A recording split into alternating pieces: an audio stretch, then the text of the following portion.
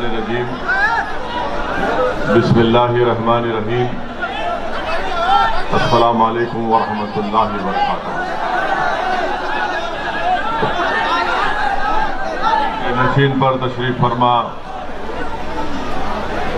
मौलाना लईक अहमद साहब, नशीन तशरीफ फरमा मुफ्ती नानपारा के पोते मौलाना आरिफ रजा साहब,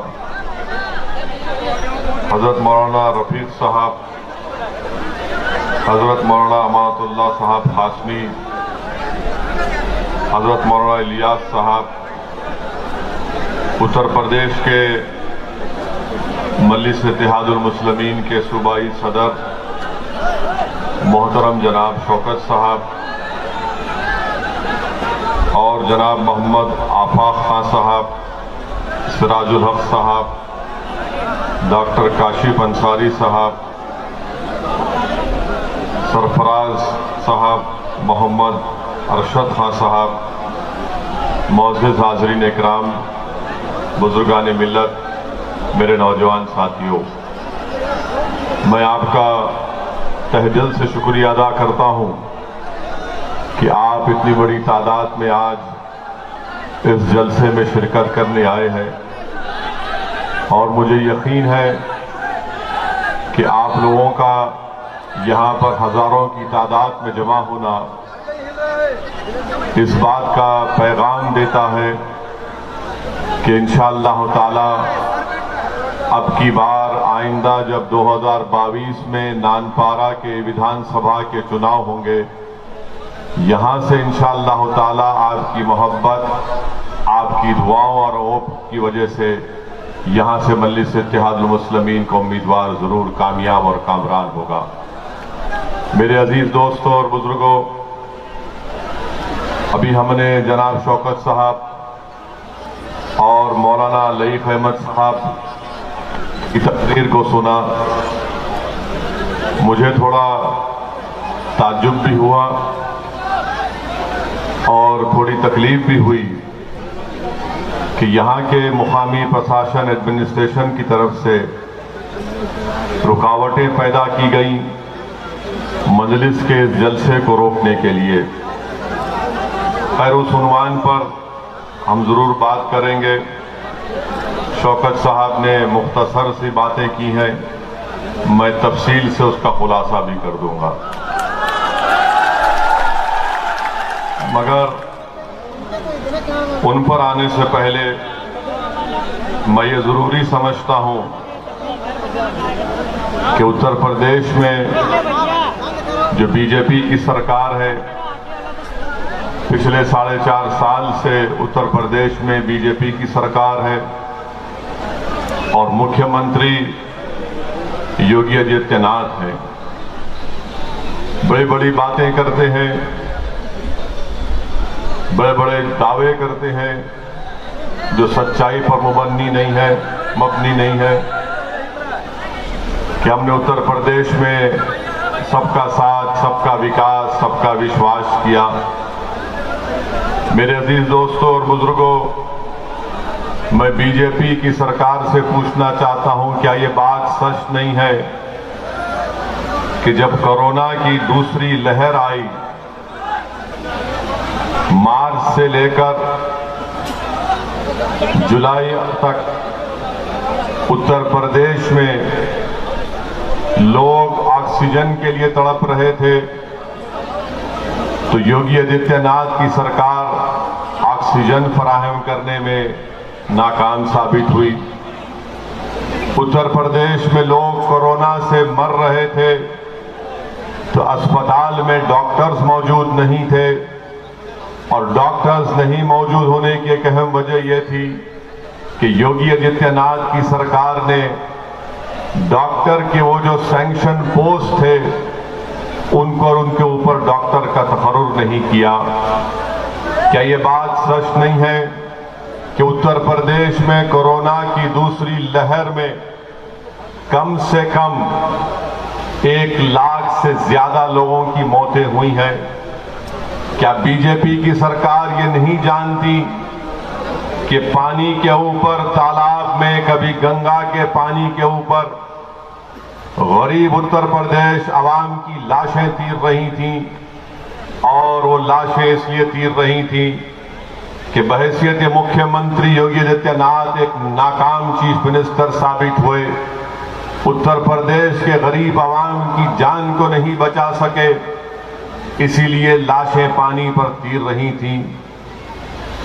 लोगों को, आवाम को, जनता को अंतिम संस्कार करने के लिए लकड़ियां नहीं मिली, तो उन्होंने या तो पानी में छोड़ दिया अपने वालिद की, अपनी मां की, अपने रिश्तेदार की लाश को, या अगर जमीन नहीं मिली दफनाने के लिए तो नदी के किनारे लाशों को दफना दिया गया। बताओ उत्तर प्रदेश की बीजेपी की सरकार, क्या ये सच नहीं है कि इस दुनिया ने देखा और हमारी आंखों ने भी देखा कि कैसे नदी के किनारे कुत्ते किसी के बाप की, किसी की मां की लाश को लोच लोच कर खा रहे थे। क्या ये विकास है आपका कि जिसको दफनाने के लिए जमीन नहीं मिली, जिसको जलाने के लिए लकड़ी नहीं मिली, जिसको अस्पताल में ऑक्सीजन नहीं मिला, जिसकी जान बचाने के लिए दवाएं नहीं मिली, डॉक्टर नहीं मिला, और आज आप बड़े बड़े झूठे दावे कर रहे हैं विकास के? ये कौन सा विकास है आपका, बताइए आप। और अफसोस तो इस बात का है कि हमारे प्रधानमंत्री जो अमेरिका के दौरे पर गए, और उनको इस बात की बड़ी नाराजगी है प्रधानमंत्री को, कि हमको भी नाराजगी है कि हमारे देश का प्रधानमंत्री जब अमेरिका के सदर के घर व्हाइट हाउस पर गया, तो प्रधानमंत्री जब गाड़ी से उतरे तो वहां पर जो बाइडेन नजर नहीं आया। जो बाइडेन नरेंद्र मोदी जी का इस्तकबाल करने नहीं ठहरा था फूल का गुलदस्ता लेकर, बल्कि जो बाइडेन अंदर कमरे में बैठे थे, हमारे प्रधानमंत्री को अंदर जाकर जो बाइडेन को मिलना पड़ा। प्रधानमंत्री अमेरिका के दौरे से वापस जैसा ही उतरे, रात में 8:45 पर पार्लियामेंट की नई बिल्डिंग को देखने चले गए, और जाकर बड़ा तफसीली मायना किया, घूर घूर कर देखा बिल्डिंग कितनी बड़ी बन रही है, क्या काम हो रहा है। वहां पर पार्लियामेंट की बिल्डिंग पर काम करने वाले मजदूरों से बात की, मगर हम देश के प्रधानमंत्री से पूछना चाहते हैं, जब उत्तर प्रदेश में गरीब आवाम की लाशें पानी पर तीर रही थीं, जब उत्तर प्रदेश के अस्पतालों में इलाज के लिए बेड नहीं मिल रहा था, जब उत्तर प्रदेश में गरीब मर रहा था घुट घुट कर, प्रधानमंत्री नहीं आए देखने के लिए क्या हो रहा है, कैसे हो रहा है। मगर पार्लियामेंट की एक जेरे तामीर बिल्डिंग को देखने के लिए प्रधानमंत्री अपने कैमरामैन को, अपने फोटोग्राफर को लेकर जाते हैं।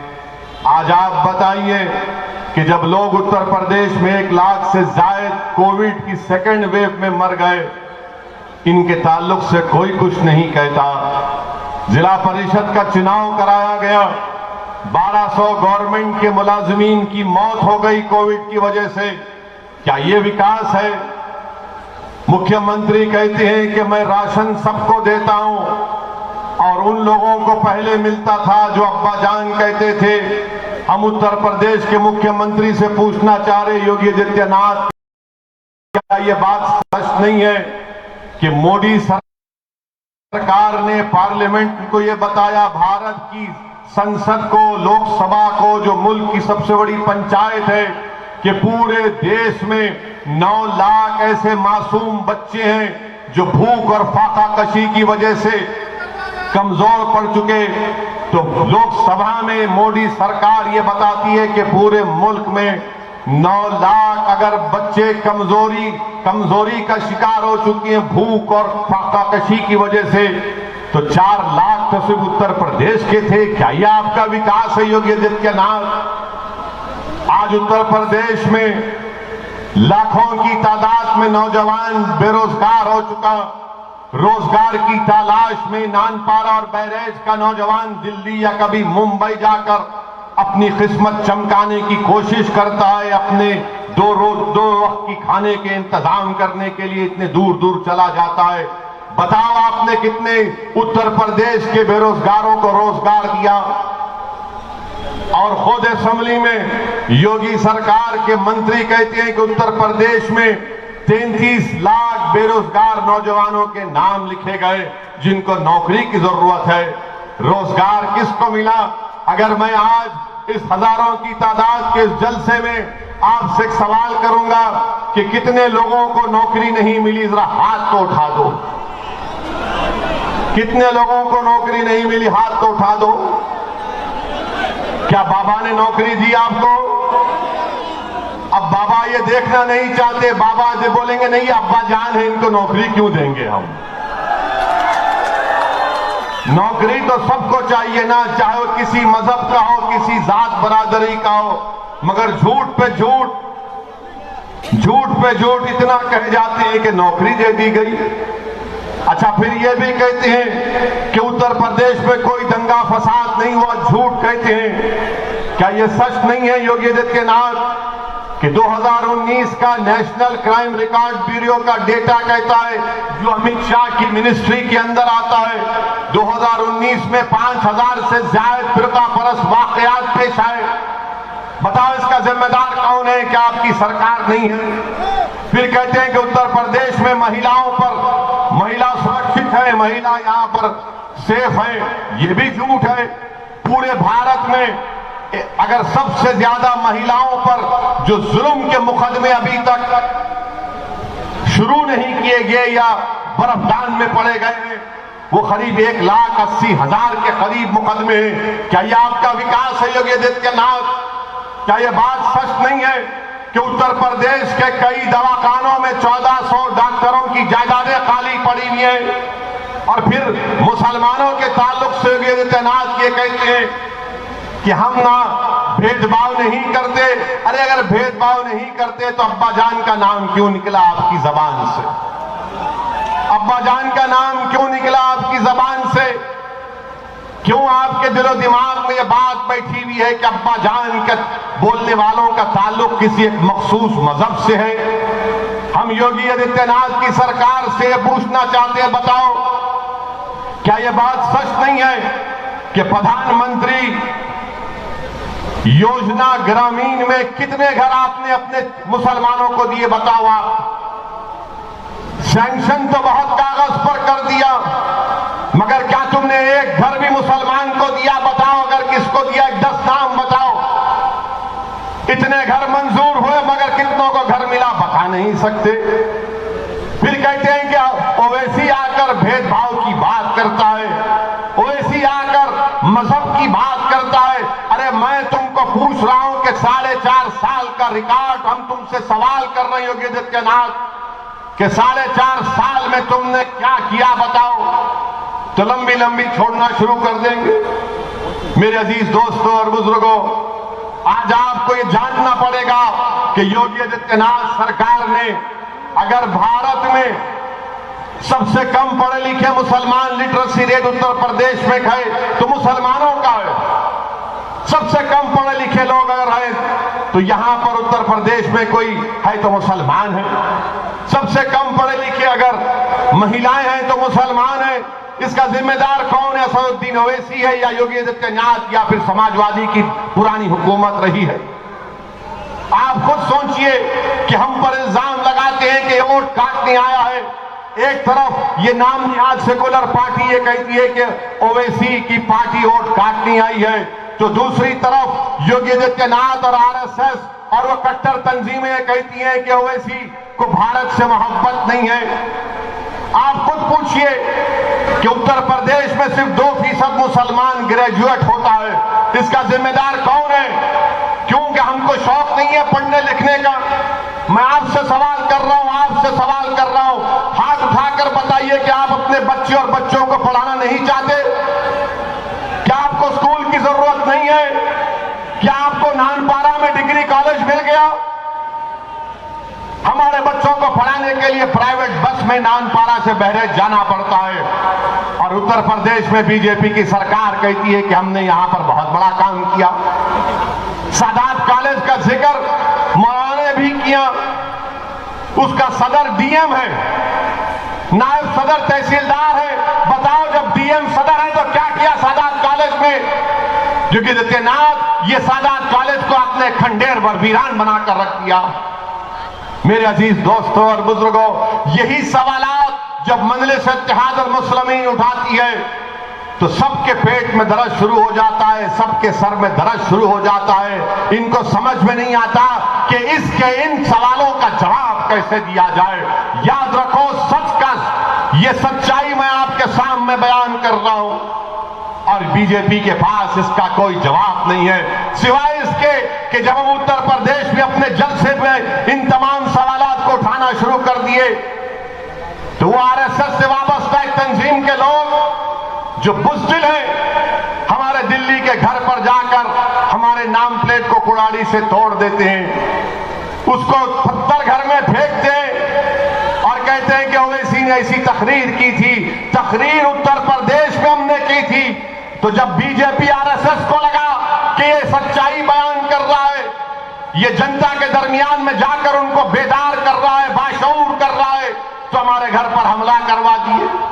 और हमारे घर के बाजू पड़ोसी इलेक्शन कमीशन है, जिस तरह आज 10 कदम पर दिल्ली का पुलिस का हेडक्वार्टर है और पुलिस हजरत पुलिस है, आराम से 20 मिनट के बाद आती है अपने दामादों को भिजाने के बाद हमारे घर पर। माने वीडियो निकालते हैं और जान से मारने की हमको धमकी देते हैं कि ओवैसी अपने भाषण में इस तरह की बात करता है। याद रखो, असदुद्दीन ओवैसी के भाषण में किसी मजहब के खिलाफ कोई ना बात हुई ना कभी होगी इंशाअल्लाह ताला। हाँ, मेरे मुंह में मेरी जबान है, तुम्हारे बाप की जबान नहीं है कि मैं गुलामी के अल्फाज अदा करूं। हमारे मुंह में हमारी जबान है। अल्लाह ने हमको दिमाग दिया है, सोचने का सलीका दिया है। अल्लाह ने हमको जिंदा रखा है। जो लोग जिस नेता की या जिस लोगों की आवाम की जबान नहीं चलती, वो जिंदा नहीं है, वो मुर्दा है। जो नाइंसाफी को देखकर भी जबान नहीं खोलते, जो जुल्म को देखकर भी उनके आंख में आंसू नहीं आते, जो बर्बादी को देखकर उनका दिल नहीं जलता, तुम इंसान नहीं हो, तुम इंसानों की बस्ती में नहीं रह सकते। अगर इंसान हो तो हरकत करना पड़ेगा, जिंदगी का सबूत देना पड़ेगा। और जिंदगी का सबूत सबसे पहला यह है कि आप नाइंसाफी के खिलाफ आवाज को बुलंद करें। मेरे अजीज दोस्तों और बुजुर्गों, नानपारा में अभी आपने सुना कि यहां पर जो बीजेपी के विधायक हैं, मोहतरमा हमारी बहन है और उनके जो पति हैं वो सपा में चले गए। ये कौन सी मैच फिक्सिंग योगी आदित्यनाथ और अखिलेश कर रहे हैं, बताइए हमको। कि भाभी तो सपा में है और उनके पति समाजवादी में चले गए। कौन बी टीम है बताइए आप? कौन नानपारा की जनता को धोखा दे रहा है कि योगी भी खुश और अखिलेश भी खुश, कि एक मेरे पास है एक तुम्हारे पास है, दोनों बांट लिए क्या नानपारा को? ये कोई मिठाई की दुकान है नानपारा के तुम एक गुलाब जामुन खा लो, मैं बाद में खा लूंगा? आप बताइए क्या काम हुआ नानपारा में? आप विधायक यहां पर हैं, क्या आपको बस डिपो की जरूरत नहीं है नानपारा में? बस डिपो की जरूरत है ना आपको? आपको बस डिपो मिला, योगी दिए। अच्छा, अब आपको ब्रॉड गेज रेलवे लाइन की जरूरत है नहीं है? क्या योगी ने दिया? क्या मोदी ने कुछ किया? कुछ नहीं किया। और फिर नानपारा गढ़ीघाट की रोड 10 किलोमीटर की रोड है, रोड ही नजर नहीं आती, खाली खड्डे खड्डे खड्डे खड्डे नजर आते। अब आप बताइए, तकिया घाट ब्रिज जो सरयू नदी के ऊपर 10 साल पहले मंजूर हुआ, अभी तक काम चल ही रहा है, चल ही रहा। अगर वो काम हो जाता तो 25 गांव के 40,000 लोगों को फायदा होता। क्या किया काम योगी आदित्यनाथ और उनके बीजेपी के विधायक ने यहां पर। मेरे अजीज दोस्तों और बुजुर्गों, मठेरा ब्रिज जो है, जो नानपारा को नवाबगंज से मिलाता है, वो कभी भी गिर सकता है। बाबा को फिक्र ही नहीं है उसकी, मुख्यमंत्री को उसकी फिक्र ही नहीं है। अच्छा, यहां का किसान कह रहा है कि कांजी घर बनाओ, कांजी घर बनाओ बाबा, जानवर रोड पे निकल जा रहा है, जा कांजी बिजली घर बनाओ, बनाते नहीं है। और फिर यहां पर आप देखते हैं राशन कार्ड भी कहां मिला बताइए। अब्बा जान तो कह दिया कितनों को 2 साल में एक राशन कार्ड मिला, अगर मिला तो हाथ उठा के बताओ। कितनों को राशन कार्ड चाहिए नानपारा में बताइए। बाबा देखो ये अब्बा जान के कितने राशन कार्ड की जरूरत है, राशन कार्ड नहीं दिया जाता।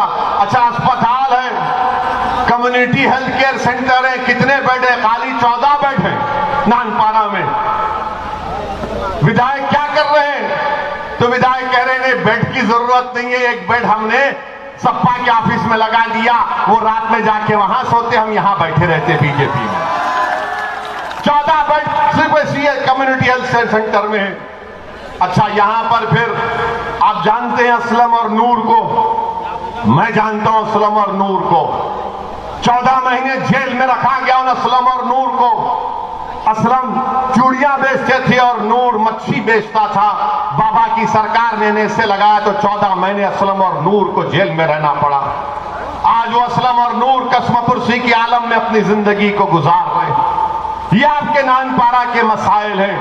मेरे अजीज दोस्तों और बुजुर्गों, मैं आपसे अपील करने आया हूं, आपसे गुजारिश करने आया हूं कि अब की बार आपको पूरे एतमाद के साथ और बेखौफ होकर मजलिस इत्तेहादुल मुस्लिमीन के उम्मीदवार के हक में अपने वोट का इस्तेमाल करना है। डरने और घबराने की जरूरत नहीं है। लोग बहुत से आएंगे, आज हमारा जलसा हो गया, आज हमारा भाषण हो गया, तो हमारे यहां जाने के बाद कल से ये जो कौम और मिल्लत के दल्लाल हैं, जिसको दल्ले कहते हुए आएंगे यहां पर, वो आकर बोलेंगे कि ओवैसी जज्बाती बात करता है। ओवैसी की बात में नहीं आना, एक होकर वोट दोना। अरे एक होकर ही तो वोट दिए थे ना सपा को। यहां का एमपी कौन सी पार्टी का है? कौन सी पार्टी का है? बीजेपी का है ना। अब मैं आपसे सवाल कर रहा हूं, आप तमाम से भी जो वहां और यहां खड़े, ये पुलिस ने दीवार खड़ा कर दी। इंशाअल्लाह ताला जब विधानसभा का चुनाव होगा तो मैदान में जलसा होगा और लाखों लोग होंगे इंशाअल्लाह ताला। अच्छा आप बताइए कि आपने बीजेपी को वोट दिया है पार्लियामेंट के इलेक्शन में? दिया आपने नहीं दिया? अरे शर्माओ नहीं, डरने की जरूरत नहीं है, दिया आपने। अरे ऐसा तो करो करो। फिर कैसे जीता? कैसे जीता बताइए ना। कि हमने आपको आकर कहा था कि हमारे अजीनाथ आकर आपको कहे थे, तो मालूम हुआ कि जो सपा का वोटर है वो बीजेपी के मोदी के साथ बैठकर चाय पी रहा था। आपका वोट आपने तो दिया बीजेपी को रोकने के लिए, मगर बीजेपी कैसे जीत जाती है? मेरे अजीज दोस्तों और बुजुर्गों, ये हकीकत है जिस पर आपको गौर करना है। लोग बहुत से आएंगे और आकर कहेंगे कि असदुद्दीन ओवैसी जज्बाती तकरीर करता है, नौजवान उसकी तकरीर से खुश हो जाते हैं।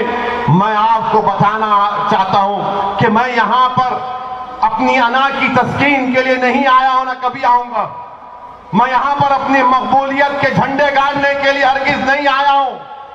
अल्लाह मेरी नीयत को जानता है। मैं यहां पर उत्तर प्रदेश में इसलिए आया हूं और इंशाअल्लाह ताला आता रहूंगा, उस वक्त तक आता रहूंगा जब तक कि मेरे जिंदगी का एक बहुत बड़ा मकसद है कि उत्तर प्रदेश में बल्कि भारत के हर उस मुकाम पर जहां पर मुसलमान बसता है वहां पर उनकी एक सियासी लीडरशिप को बनाएंगे।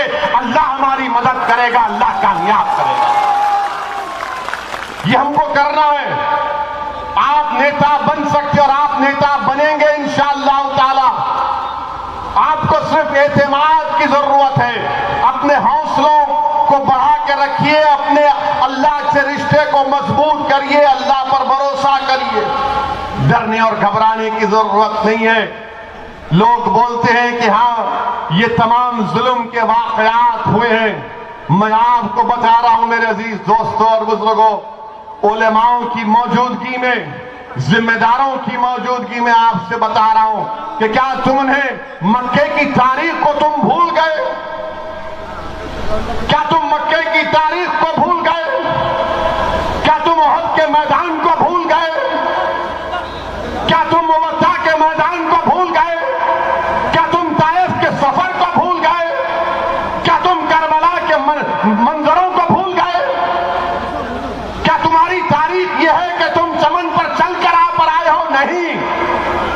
हम यहां पर खाक और खून के दरियाओं से गुजर कर आए हैं। हमारे आका मोहम्मद मुस्तफा सल्लल्लाहु अलैहि वसल्लम के जिस्म मुबारक पर ऊन की उजड़ी डाली गई थी। ताइफ के सबर में रसूलुल्लाह सल्लल्लाहु अलैहि वसल्लम पर पत्थर बरसाए गए थे, अपने मुबारक खून में लहूलुहान हो गए। रसूलुल्लाह सल्लल्लाहु अलैहि वसल्लम से काबे के सहन में दस्तदराजी की गई। सिद्दीक़ अकबर को मारा गया, इतना मारा गया कि चेहरा नजर नहीं आता था। क्या तुम भूल गए हजरत बिलाल के जुल्म को कि रेत पर लिटाकर गरम गरम पत्थर उनके सीने पर रख दिए जाते? क्या तुमने हजरत सुमैया की शहादत को भूल गए कि हामिला थी और जालिम ने नेज़ा मार दिया? क्या तुमने उहद के मैदान में दंदाने मुबारक की शहादत को भूल गए? क्या तुमने उहद के मैदान में अमीर हमजा की शहादत को भूल गए कि जिस्म पर कफन भी रखा गया तो पैर नजर आते तो कभी हाथ नजर आता? क्या तुमने बदर के उमर नजारों को भूल गए? क्या तुमने करबला में नवासे रसूल की शहादत को भूल गए? क्या तुमने दरियाए फरात के किनारे जो अहले बैत का खून लाल हुआ उनकी कुर्बानियों को भूल गए? तो फिर डरना किस बात का?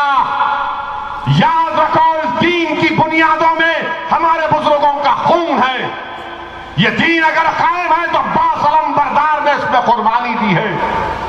दीन खुलफाए राशिदीन ने शहादत दी है। तो डरने की जरूरत नहीं है। अगर कोई आकर कहेगा कि डरना है, नहीं डरेंगे इंशाअल्लाह ताला। अगर कोई इस दुनिया में पैदा होता है अपनी मां की कोख में 9 महीने, अगर कोई बच्चा और बच्ची रहती है तो वो अपना रिस्क, अपनी जिंदगी अल्लाह उसको लिख कर भी जाता है। कोई मेरी जान नहीं ले सकता उस वक्त तक जब तक कि अल्लाह में फैसला ना कर ले कि फुला वक्त पर असदुद्दीन ओवैसी मरेगा तो असदुद्दीन ओवैसी मरेगा। अगर अल्लाह कहेगा कि लाखों लोग असदुद्दीन ओवैसी के खिलाफ हो जाएं तब भी वो नाकाम साबित हो जाएंगे तो भी वो अल्लाह करता है। मेरे अजीज दोस्तों और बुजुर्गों, मैं ये इसलिए आपसे कह रहा हूं कि अपनी हिम्मतों को बुलंद रखिए। अगर हिम्मतें हैं तो उसको और मजबूत करिए। डर और खौफ को, गैर यकीनी कैफियत को अपने करीब आने मत दीजिए। ये मुल्क हमारा है, ये मुल्क हमारा है, याद रखो। इस मुल्क की आजादी के लिए हमारे बुजुर्गों ने अपना खून पसीना बहाया, अपनी जानों को कुर्बान कर दिया, माल्टा की जेलों में सजा काटी, काला पानी की सजा काटी अल्लामा फजल खैराबादी रहमतुल्लाह अलैह ने। मेरे अजीज दोस्तों और बुजुर्गों, हमारे उलमाओं ने अंग्रेजों के खिलाफ जिहाद का फतवा दिया था और जिहाद का फतवा देने के बाद सियाही सूखने से पहले हमारे उलमाओं ने अपनी जानों की कुर्बानी पेश कर दी, नजराने पेश कर दिए। दिल्ली से लेकर मौजूदा पड़ोसी मुल्क का जो रास्ता है उन पेड़ों पर हमारे उलमाओं की 1 लाख लाशें लटकी हुई थी। क्या तुम उनकी कुर्बानियों को फरामोश कर दोगे डर कर? किस बात का डर है तुमको? किस बात का डर है? अरे डर पैदा करना है तो अल्लाह का डर पैदा करो। जिस दिन हमारे दिलों में अल्लाह का डर और रसूल अल्लाह सल्लल्लाहु अलैहि वसल्लम की मोहब्बत पैदा हो जाएगी, कोई डर तुम्हारे करीब नहीं आएगा इंशाअल्लाह ताला। ये लोग जानते हमारी तबीयतों से कि इनको कभी बोल कर देखो, कभी मार कर देखो, कभी ढकेल कर देखो, कभी जेल में डाल कर देखो, कभी गोली चला कर देखो। मगर मेरे अजीज दोस्तों और बुजुर्गों, डर डर कर जिंदगी नहीं गुजारना है। संविधान जिसको बाबा साहेब अम्बेडकर ने बनाया और संविधान कहता है कि भारत में कोई किसी मजहब का हो उसकी जान की कीमत 1 होगी, उसकी जान की कीमत 1 होगी। अगर मुसलमान और दलित है तो उसकी जान की कीमत किसी से कम नहीं है, याद रखो। तुम अपनी जान की कीमत नहीं जानते, तुम्हारी जान की बड़ी कीमत है, तुम्हारी जान की बड़ी कीमत है। और हम अपना खून को, अपने नौजवानों के मुस्तकबिल को ऐसा जाने नहीं देंगे। हम अपने हक के लिए लड़ेंगे। और हमारा हक क्या है? मैं ये नहीं कह रहा हूं कि आसमान से हम तारे तोड़ कर लाएंगे या चांद से मट्टी लाएंगे। हम सिर्फ यही कह रहे कि नानपारा की सरजमीन पर मंदिर का परचम लहराएगा, उत्तर प्रदेश में मंदिर का परचम लहराएगा, उत्तर प्रदेश की विधानसभा में मंदिर के मेले कामयाब होकर विधायक होकर जाएंगे। और जब जाएंगे तो उत्तर प्रदेश की विधानसभा जो बरसों से तड़प रही है मजलूमों की आवाज सुनने के लिए। उत्तर प्रदेश की विधानसभा जो हमारी मां और बहनों के रातों की नींद जिनकी हराम हो चुकी है, उनको रातों में आराम से नींद आने के लिए उत्तर प्रदेश की विधानसभा के दरो दीवार तड़प रहे कि मजलूमों की आवाज सुने। इंशाअल्लाह ताला अब के असेंबली चुनाव में उत्तर प्रदेश की विधानसभा में ये मजलिस के उम्मीदवार जीत कर जाएंगे, मजलूमों की आवाज बनेंगे। अगर जालिम होगा हुक्मरान तो जालिम की आंखों में आंखें डालकर कहेंगे कि अब नाइंसाफी नहीं बर्दाश्त की जाएगी, अब हिस्सेदारी की बात होगी। हम अपना हिस्सा लेकर नानपारा को उत्तर प्रदेश की सबसे बेहतरीन विधानसभा बनाएंगे इंशाअल्लाह ताला। क्या आप हमारा साथ देंगे? क्या आप हमारा साथ देंगे? क्या आप हमारा साथ देंगे? क्या आप तमाम मिलकर वोट देंगे? क्या सब मिलकर पतंग के निशान पर बटन दबाएंगे? तो लगाओ मेरे साथ नारा मिलकर, नारे तकबीर, नारे तकबीर। आवाज में दम है मगर लखनऊ तक योगी के कान तक नहीं पहुंचा। वरना बोलेंगे अब्बा जान की आवाज नहीं आई। जब अब्बा घर में पुकारते तो पूरा घर हिलता नहीं हिलता? हिलता है ना। तो मेरे अजीज दोस्तों, वो आवाज आपको वोटिंग के दिन निकालना, जबान से नहीं अपने इस उंगली से दबाकर मशीन पर पतंग का निशान जहां नजर आएगा बटन दबा दबा कर आप मजलिस को कामयाब करेंगे। ये कामयाबी आपकी होगी, ये कामयाबी आपके इत्तेहाद की कामयाबी होगी, ये कामयाबी आपके सियासी शऊर की कामयाबी होगी, ये कामयाबी मुस्तकबिल में नाइंसाफियों के खात्मे की कामयाबी होगी इंशाअल्लाह। मेरे अजीज दोस्तों और बुजुर्गों, अब दूसरी बात जो मैं आपके सामने अर्ज कर रहा हूं, अभी जो हमारे मौलाना ने कहा कि किसी एक बड़े पुलिस के ऑफिसर ने मौलाना से कहा कि क्यों मजलिस का इलेक्शन लड़ रहे, ये मन नहीं कहना चाहिए, कि हरगिज नहीं कहना चाहिए था। पुलिस का काम ये नहीं है। अगर आप ऐसा बोलेंगे तो हम इलेक्शन कमीशन को लेटर लिख देंगे, लेटर लिखकर कहेंगे कि आप जब यहां पर रहेंगे तो आज चुनाव फ्री एंड फेयर नहीं होगा। और इलेक्शन कमीशन सब सुनता है, देखता है। तो ये नहीं करना चाहिए। हमारा भाषण होगा, अब क्या करेंगे, योगी आए तो लोगों को पकड़ पकड़ के लाना पड़ता कि एक पाकिट लो खाने की और आओ बैठो सुनो। अच्छा, आपको किसी को पैसा दिया गया आने के लिए, किसी को बिरयानी दी गई, क्यों आए थे? क्यों आए? अरे जोर से बोलो। अरे जब प्यार किया तो डरना क्या, जोर से बोलो क्यों आए? सुन लो सर, ये आते हैं, हम इनके दीवाने, ये हमारे दीवाने। और ये मोहब्बत जो है ना, ये कोई दौलत की बुनियाद पर ये मोहब्बत कायम नहीं हुई। कायम हुई क्या दौलत की बुनियाद पर? ये मोहब्बत इस बुनियाद पर कायम हुई है जिसको रब्बे करीम ने कलमे की बुनियाद पर इस रिश्ते को जोड़ दिया। और इंशाअल्लाह ताला ये मोहब्बत और रिश्ता सुबह क़यामत तक जारी रहेगा। आप हमारे लिए दुआ करते रहिए कि आपने जो हम पर भरोसा किया हम उस पर पूरा उतर सकें। हम आपके भरोसे को शर्मिंदा ना होने दें इंशाअल्लाह होगा। और पुलिस से भी कहना चाहूंगा, अपना आप काम करिए। आपको अपने हमारे आपके काम में ताउन की जरूरत है तो हम हाजिर हैं, हम ताउन करेंगे। मगर ये बोलना मौलाना को कि ये क्यों कर रहे, वो क्यों कर रहे, भारत का संविधान आपसे बड़ा नहीं है, ना मुझसे बड़ा है, ना योगी से बड़ा है, ना मोदी से बड़ा है। भारत के संविधान के तहत सबको काम करने की इजाजत है। हम अपना काम कर रहे हैं, आप अपना काम करो। जेल में डालना चाहते डाल दो, आप जेल में कितनों को डालेंगे? उत्तर प्रदेश की जेलों में 27% अगर कोई जेल में तो मुसलमान, कितनों को सजा होती है? सिर्फ 4 या 5% लोगों को सजा होती है। क्यों डाला जाता है जेल में? हाँ, अगर जेल में डालना है तो गोरखपुर में एक शख्स को होटल में गोली मार दी गई। हम बाबा से पूछना चाहते हैं, बाबा गोरखपुर में गोली मार दी गई और आप सिर्फ 3 लोगों को अरेस्ट करेंगे? एक को गोली मार दी गई, तो उससे कह रहे हैं उसकी हमारी बहन से जो बेवा हो चुकी है कि 10 लाख ले लो, नौकरी ले लो। क्या किसी को गोली मार कर कहेंगे कि 10 लाख ले लो, नौकरी ले लो, तो कितने लोग तैयार होंगे? क्या एक इंसान की जान की कीमत 10 लाख हो सकती है? कोई पत्नी अपने पति की जिंदगी को 10 लाख में कबूल करने के लिए कोई तैयार नहीं हो सकती। हम योगी आदित्यनाथ की सरकार से कह रहे हैं कि आपकी हुकूमत ये ठोक दो की पॉलिसी छोड़ दो, ये ठोक दो की पॉलिसी छोड़ दो।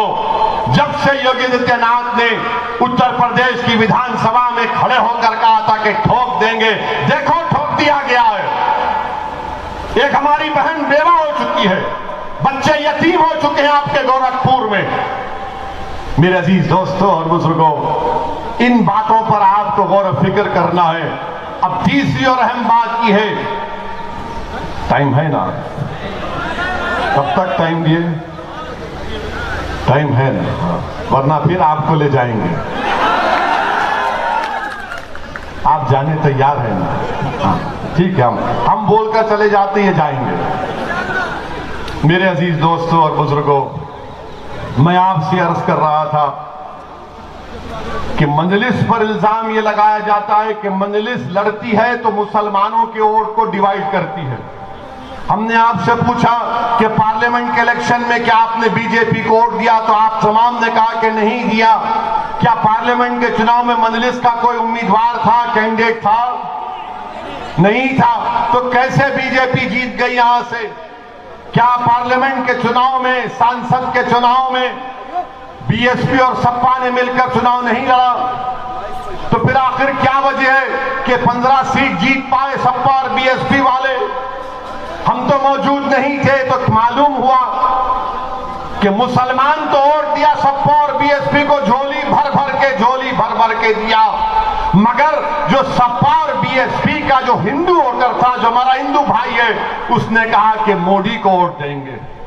मेरे अजीज दोस्तों और बुजुर्गों, आपको मुसलमानों को बहलाने के लिए, उत्तर प्रदेश के मुसलमानों को, बल्कि भारत के मुसलमानों को बहलाने के लिए, फुसलाने के लिए हमारे हाथ में खिलौना दे दिया गया कि मुस्लिम वोट बैंक है, मुस्लिम वोट बैंक है। इस मुल्क में कभी भी मुस्लिम वोट बैंक नहीं था, ना कभी रहेगा। हमारे वतन अजीज भारत में हमेशा हिंदू वोट बैंक था और हिंदू वोट बैंक ही रहेगा। ये हकीकत आपको समझना पड़ेगा। अगर समाजवादी हार गई, बीएसपी हार गई, तो जब हारते कहते मुसलमान ने वोट नहीं दिया।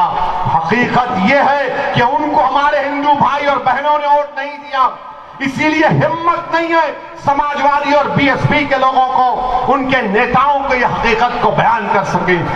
आप बताइए, जब यह होता है तो फिर यह नतीजा निकलता।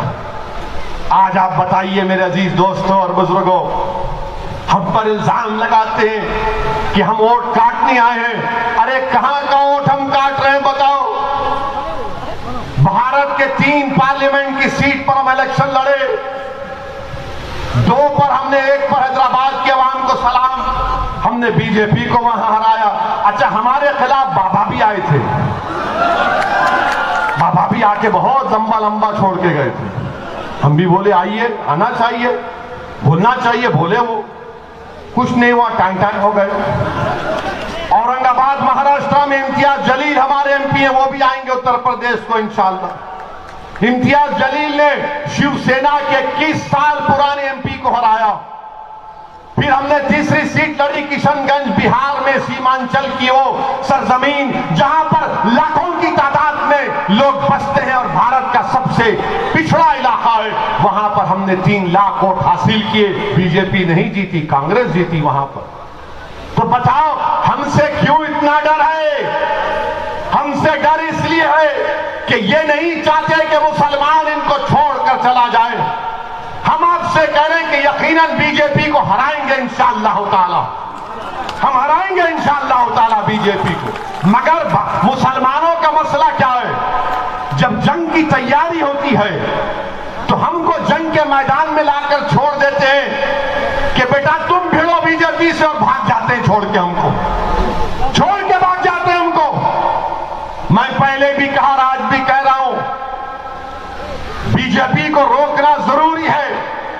बीजेपी नहीं बल्कि आरएसएस को रोकना जरूरी है। मगर क्या रोकना मेरी जिम्मेदारी है? क्या रोकना सिर्फ मेरी जिम्मेदारी है, तुम्हारी जिम्मेदारी नहीं है? कैसे राहुल गांधी हार गए? राहुल गांधी क्यों हारे अमेठी में? अखिलेश यादव के परिवार के 3 लोग हार गए, हम जिम्मेदार? मेरे अजीज दोस्तों और बुजुर्गों, अगर आप अपने वोट से, दलित भाइयों के वोट से और ओम प्रकाश राजभर साहब के संकल्प मोर्चा में जो कमजोर तबकात सब एक होकर वोट डालेंगे तो हम अपनी लीडरशिप को बनाएंगे। यहां पर हम लीडरशिप को बनाएंगे। यहां पर लीडरशिप को पसंद नहीं करते, ना बीजेपी पसंद करती, ना समाजवादी पसंद करती, ना बीएसपी पसंद करती, कोई नहीं पसंद कर सकता।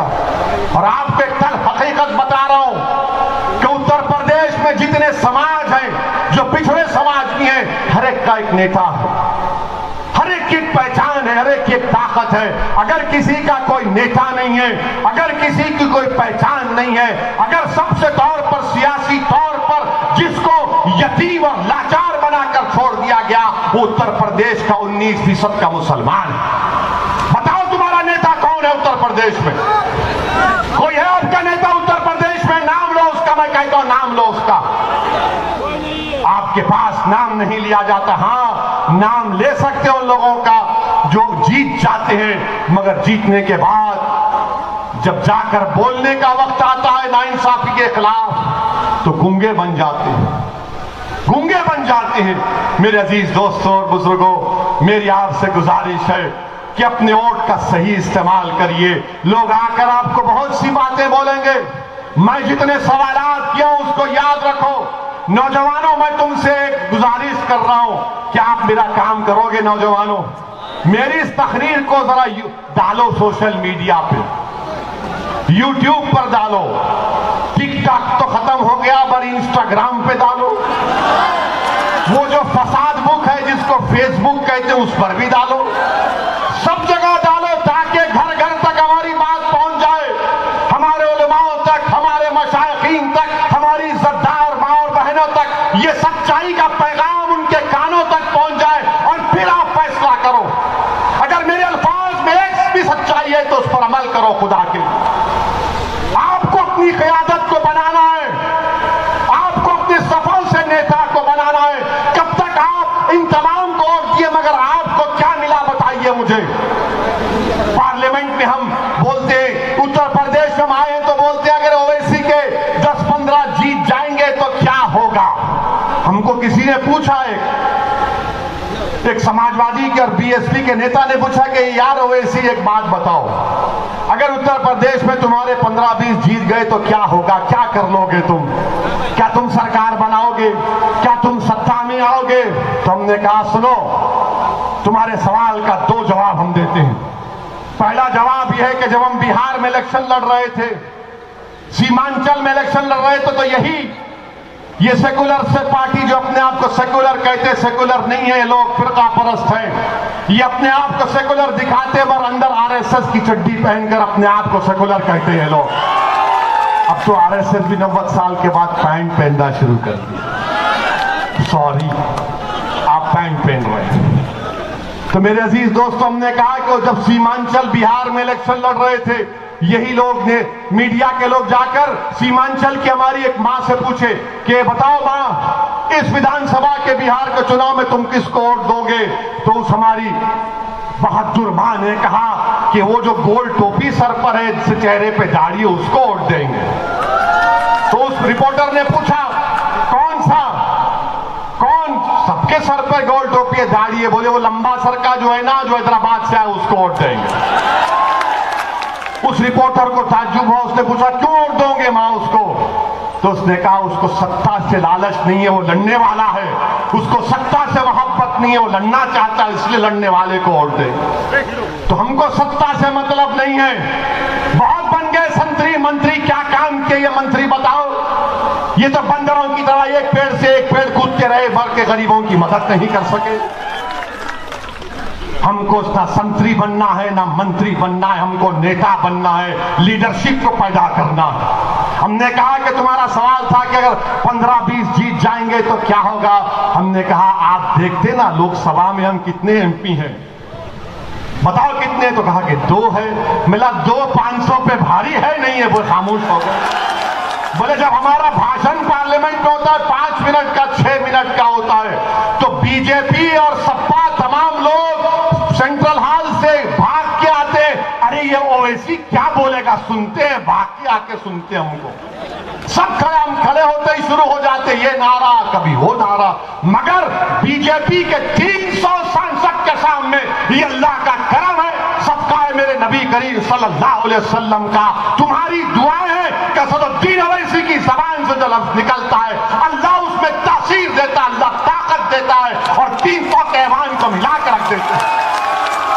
मेरे अजीज दोस्तों बुजुर्गों, अगर आपकी जमात के उम्मीदवार 15-20 जीत कर जाएंगे तो उत्तर प्रदेश की विधानसभा में रोज आवाज आएगी नानपारा तक। लखनऊ की विधानसभा में जो पुकारेगा तुम्हारा विधायक कि नानपारा में तरक्की होनी चाहिए, तो उसकी पुकार, उसकी चीख, उसकी तड़प की आवाज तुमको नानपारा में सुनाई देगी। मैं आपको इस बात का वादा करता हूं इंशाअल्लाह ताला। ये लीडर हमको पैदा करना है, ऐसे नहीं चाहिए नहीं अखिलेश क्या बोलेंगे, बहन जी क्या बोलेगी।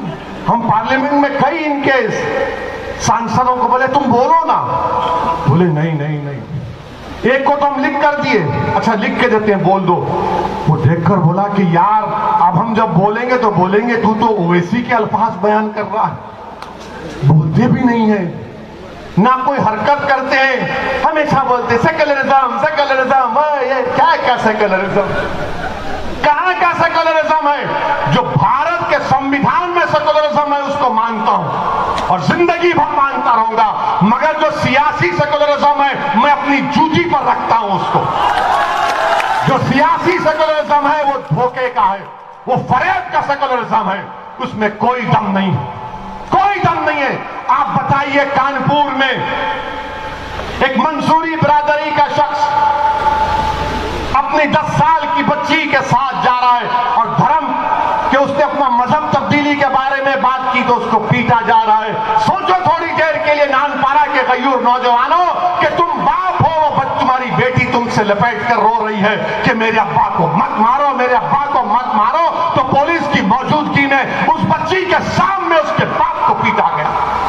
बताओ क्या है फिर ये, क्या मेरी पेट में औलाद नहीं है, क्या मुझे तकलीफ नहीं होती उन नजारों को देखकर, कि मैं इतना बेबस हो चुका हूं कि अपनी बेटी के सामने मुझे जलील और रुस्वा किया जा रहा है। कब उठोगे आप बताओ, ये करवट लेने का वक्त है, याद रखो। मैं यहां पर अपने लिए नहीं आया हूं, मैं आपके लिए आया हूं कि आप अपनी क़यादत को बनाओ, अपने विधायक को बनाओ, ताकि वो विधानसभा में जाकर लड़े। वो बच्ची जो 10 साल की हमारी बहन की बेटी है, क्या सोचती होगी जब बड़ी होगी, क्या सोचती होगी कि दुनिया में कोई नहीं था जो मेरे बाप को बचाने आया, कोई नहीं था उसको बचाने, उसको मारा गया, पीटा गया। ये सबका साथ सबका विकास की सरकार। मेरे अजीज दोस्तों और बुजुर्गों, मैं आपको हिम्मत और हौसला दिलाने के लिए कह रहा हूं, डर पैदा करने के लिए नहीं कह रहा हूं, उम्मीद पैदा करने के लिए कह रहा हूं। उम्मीद को पैदा करो मेरे अजीजों, मेरी इज्जतदार मां और बहनों, अल्लाह ने तुम्हारे को बेटा दिया है, यकीनन वो तुम्हारा बेटा है, मगर वो कौम का भी बेटा है। अल्लाह ने तुमको बेटियां दी है, यकीनन वो तुम्हारी बेटी है, वो हमारी बहन भी है, मगर वो हमारा सासा भी है, हमारी इज्जत भी है। मेरे अजीज दोस्तों और बुजुर्गों, डरने और घबराने की जरूरत नहीं है। ये हम पर इल्जाम लगते हैं, हमको कोई परवाह नहीं है, हम इल्जामों की परवाह नहीं करते। हमको सिर्फ एक बात जो हमको हमेशा तंग करती है कि जब हम मर जाएंगे तो हमको हमारे अमाल का हिसाब अल्लाह के पास देना पड़ेगा। हमको वही फिक्र रहती है, वही डर रहता है। हम कोई नेक आदमी नहीं है, हम गुनाहगार हैं, हम आपसे कह रहे हैं। ये तो अल्लाह का करम है कि अल्लाह ने हमारे गुनाहों को तुम्हारे आंखों से पोशीदा रखा, मगर हमको ये फिक्र रहती है कि अल्लाह ने हमको इज्जत दी, मुकाम दिया, दौलत दी, बोलने की सलाहियत दी, अल्लाह ने हमको तमाम नेमतों से नवाजा।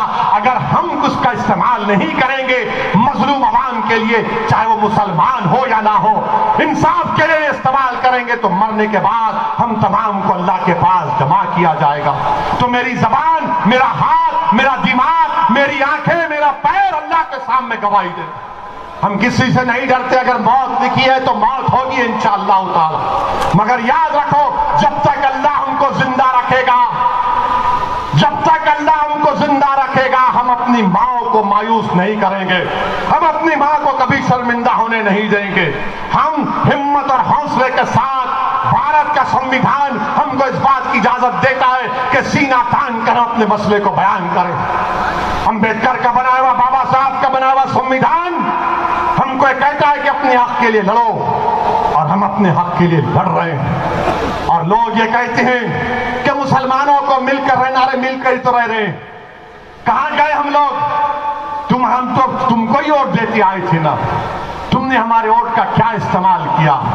मेरे अजीज दोस्तों और बुजुर्गों, मेरी आपसे अपील है कि आने वाले चुनाव में अपने एक एक वोट का सही इस्तेमाल करिए।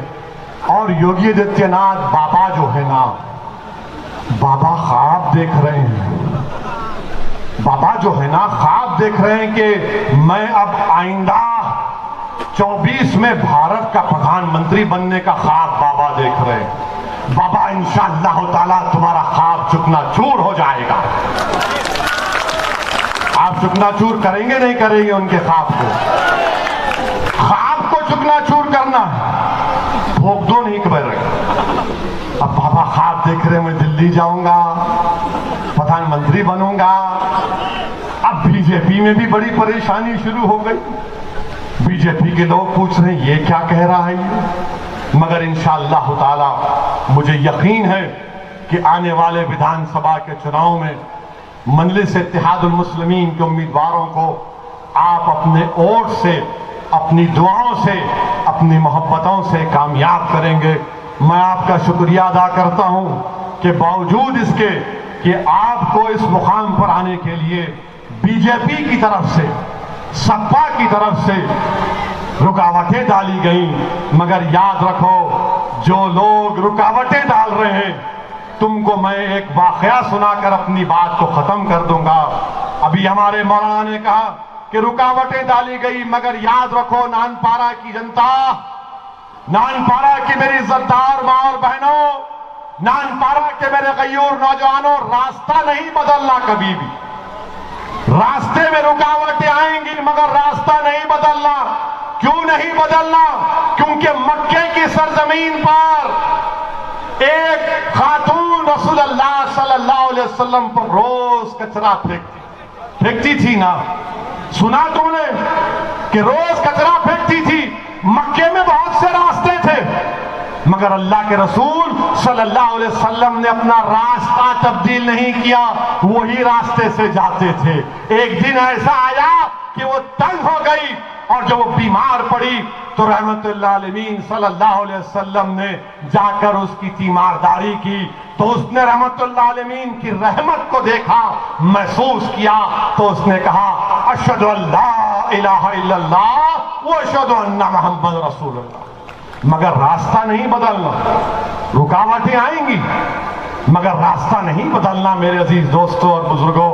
और आप जानते हैं कि योगी सरकार ने उत्तर प्रदेश के एक सीनियर आईएएस ऑफिसर जिनका नाम इफ्तिखार साहब है, योगी सरकार ने 6 साल पुराना उनका एक वीडियो निकाला जिसमें वो बैठे हैं, कुरान की तिलावत हो रही है और 8-10 लोगों से कहा जा रहा है कि इस्लाम की दावत दो, इस्लाम की तबलीग करो, इस्लाम की तरफ लोगों को रागिब करो।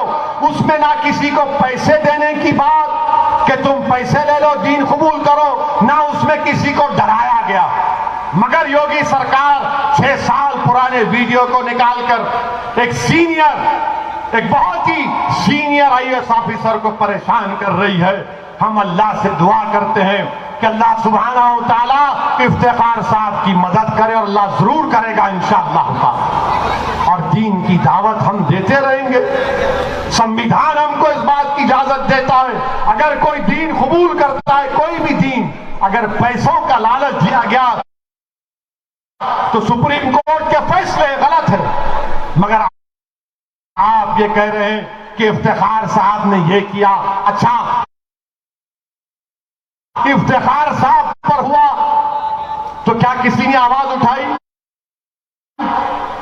क्या सपा के लोगों ने कहा कुछ? क्या बीएसपी के लोगों ने कहा? मौलाना कलीम को जानते हैं ना, मौलाना कलीम सिद्दीकी को जानते हैं, उनके बारे में किसी ने कुछ कहा? क्यों नहीं कहते? इसलिए नहीं कहते कि अगर इफ्तिखार और कलीम के बारे में कहेंगे तो दूसरे नाराज हो जाएंगे, दूसरों की नाराजगी मोल लेना नहीं चाहते और हमारी तकलीफ और नाइंसाफी के खिलाफ आवाज नहीं उठाना चाहते। मेरे अजीज दोस्तों, बुजुर्गों, इसीलिए मैंने कहा यह सियासी सेकुलरिज्म को मैं जूती पर रखता हूं। जो संविधान का सेकुलरिज्म है उसको सलाम करता था और सलाम करता रहूंगा। मुत्तहिद रहिए, इत्तेहाद पैदा करिए और नानपारा के हर पोलिंग बूथ पर अपनी ऑर्गेनाइजेशन को मजबूत करिए। हर पोलिंग बूथ पर अपनी ऑर्गेनाइजेशन बनाइए, मजलिस के मेंबर बनिए, ताकि जब चुनाव आएगा तो उम्मीदवार आप तमाम होंगे इंशाअल्लाह ताला। आप तमाम इंशाअल्लाह ताला मजलिस को कामयाब करेंगे। मेरा आपका